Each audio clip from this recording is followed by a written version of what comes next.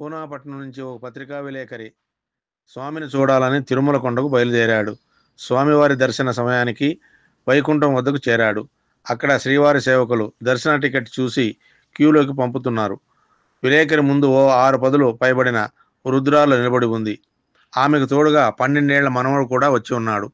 ఆమె తన సంచిలో టికెట్ చూపడానికి చాలా అవస్థలు పడుతూ ఉంది. పత్రికా విలేకరి ఆమెకు సహాయం చేశాడు. ముగ్గురు క్యూలో ప్రవేశించారు. ఆ రిటైర్డ్ టీచర్కి మోకాలి నొప్పులు ఎక్కువగా ఉండటంతో కష్టంగా నడుస్తోంది. మాటల్లో ఆమె రిటైర్డ్ టీచర్ అని, వారి తమిళనాడు అని, ఈరోడ్ అని తెలిసింది. నడవటానికి ఇంత కష్టపడుతున్నారు, డాక్టర్ దగ్గరికి వెళ్ళలేదా అని అడిగాడు విలేకరి. మోకాలి చిప్పలు బాగా అరిగిపోయాయి, 2 కాళ్లకు ఆపరేషన్ అవసరమన్నారు డాక్టర్లు. ఇంటి వ్యవహారాల వల్ల కుదరక ఆపరేషన్ చేయించుకోలేదు అని చెప్పింది. కొద్ది దూరం నడిచాక సెక్యూరిటీ వారు చెకింగ్ చేయసాగారు. అక్కడ ఆమె చక్కగా నిలబడలేక తూలి పడబోయింది. పక్కనే ఉన్న మనవడు ఆమె కింద పడనీయకుండా పట్టుకున్నాడు. అందరినీ క్యూ కాంప్లెక్స్లోకి కంపార్ట్మెంట్లో కూర్చోమన్నారు. మంచి గాలి వెలుతురు వచ్చే ప్రదేశం చూసి కూర్చున్నాడు విలేకరి.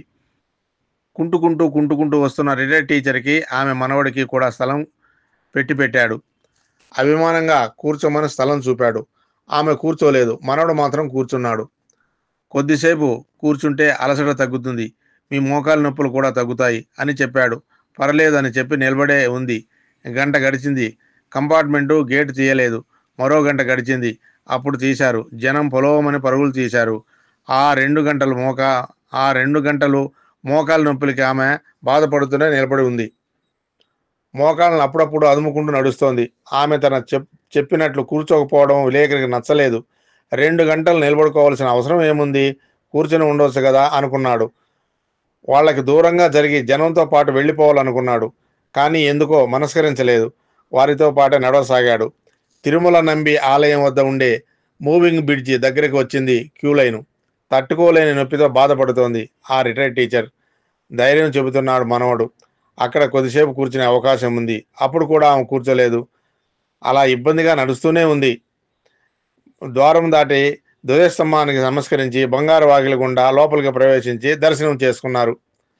ఉచిత లడ్డు ప్రసాదం తీసుకుని గుడి బయటకు వచ్చాక పుష్కరిణి వద్ద కూర్చొని అవామనుడు లడ్డు తింటూ ఉన్నారు. వారితో పాటు ఉన్న విలేకరి వైకుంఠం నుంచి దర్శనం పూర్తయ్యేంత వరకు మీరు ఎందుకు కూర్చోలేదు అని అడిగాడు.